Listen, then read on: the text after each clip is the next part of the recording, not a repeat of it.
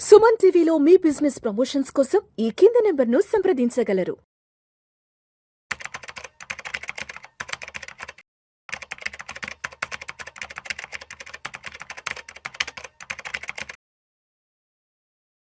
నమస్తే, welcome to Suman TV. Present మనతో పాటు ఉన్నారు AMFI registered mutual fund distributor wealth vegan నుండి సాయిరామ్ గారు. నమస్తే అండి. నమస్తే మేడం. సాయిరామ్ గారు, ఇప్పుడు నా దగ్గర కొంత మనీ ఉంది. నేను ఇప్పుడు దాన్ని ఒక ఇల్లు కొనడానికి ఉపయోగించాలా, లేదు నాకు హై రిటర్న్స్ వచ్చే ఒక ఇన్వెస్ట్మెంట్లో పెట్టాలని అంటే నేను ఏ డిసిషన్ తీసుకోవాలని అంటే? ఇది ఒక డిబేటబుల్ టాపిక్ అండి. కొంతమంది ఇల్లు కొనడం బెటర్ అంటారు, కొంతమంది ఇన్వెస్ట్ చేయడం బెటర్ అంటారు. బట్ మెయిన్గా దీన్ని ఏంటంటే 2 టైప్స్గా విడకూడదు. ఫస్ట్, నువ్వు విషయంతో చూస్తున్నావు దీన్ని. ఇది ఫైనాన్షియల్గా ఆలోచిస్తున్నావా? ఫైనాన్షియల్గా ఉన్నప్పుడు నెంబర్స్ మాత్రం మనకి మెయిన్ అవుతాయి. సో ఫైనాన్షియల్గా చూస్తే ఇల్లు కొంటే నాకు ఎంత బెనిఫిట్, ఇన్వెస్ట్ చేస్తే నాకు ఎంత బెనిఫిట్, లేదా సెకండ్ ఎమోషనల్గా చూస్తున్నామా? సో ఇప్పుడు ఫస్ట్ ఫైనాన్షియల్గా చూస్తే కనుక మనకి నార్మల్గా హౌస్ అప్రిషియేషన్ ఎంత అవుతుంది?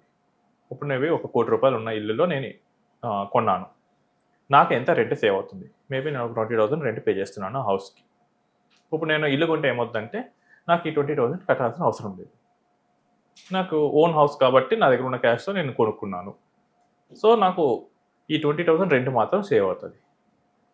బట్ ఫైనాన్షియల్గా ఫస్ట్ నేను చెప్పినట్టు ఈ ఫైనాన్షియల్ ఆస్పెక్ట్స్ మాత్రం డిస్కస్ చేస్తాను.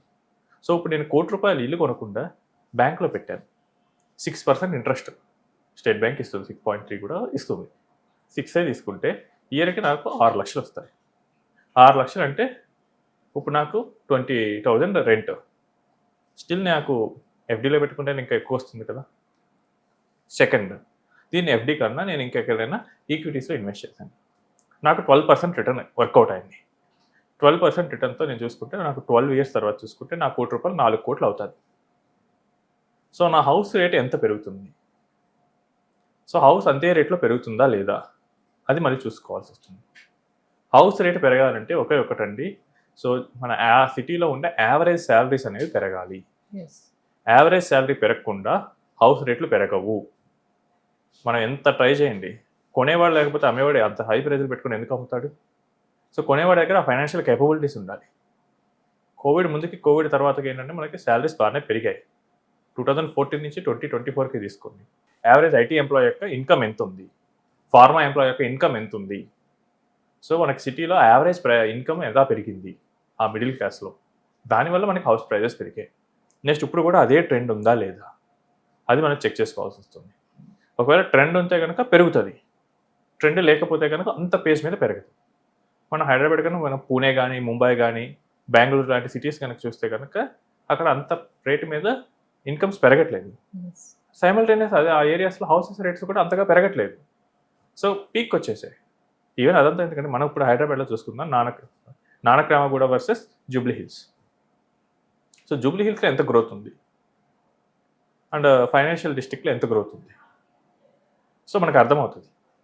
సో గ్రోత్ అనేది ఆ ఏరియాలో ఉన్న ఇన్కమ్ మీద డిపెండ్ అయి ఉంటుంది.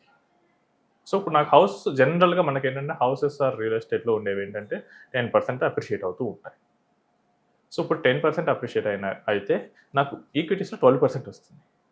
సో 2% నాకు బెనిఫిట్. సో ఇదేంటంటే ఫైనాన్షియల్.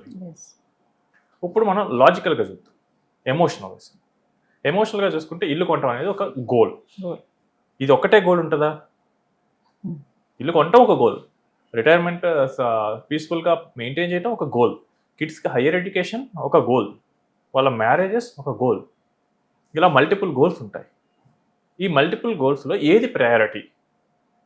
కొంతమందికి ఇల్లు ప్రయారిటీ ఉండొచ్చు, కొంతమందికి లేదు ఇల్లు కాదు నాకు రిటైర్మెంట్ ప్రయారిటీ, కొంతమందికి ఈ రెండు కాదు kids education is priority. So మీ ప్రయారిటీని ఫస్ట్ పెట్టుకోండి.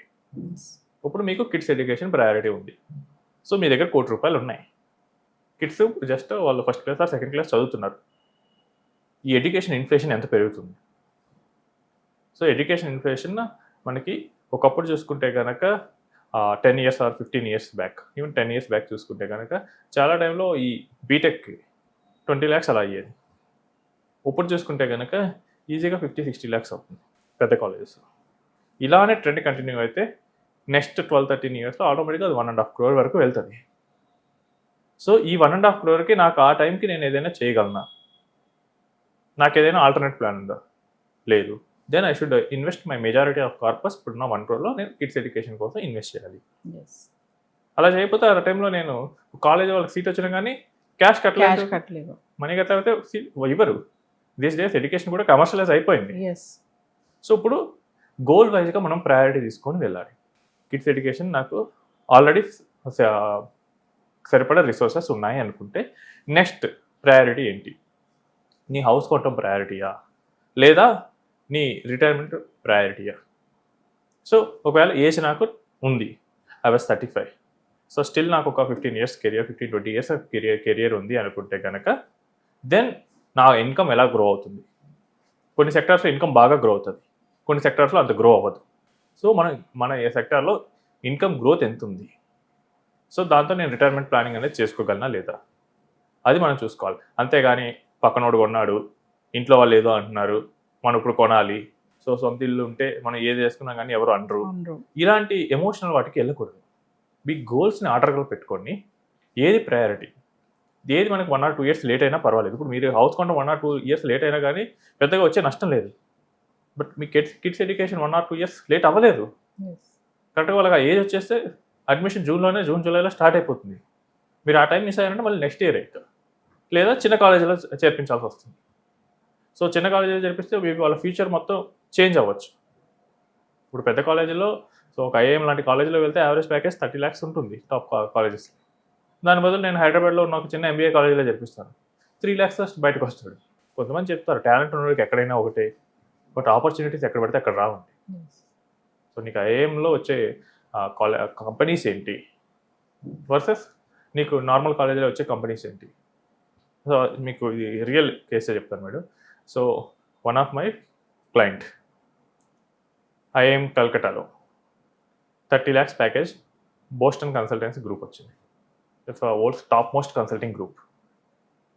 సో అతనికి 3 years బ్యాక్ ఇంజనీరింగ్ చేశాడు, almost 5 lakhs package. So same person, పెద్ద చేంజెస్ ఏమీ లేవు, కానీ ఏంటి ఆపర్చునిటీస్.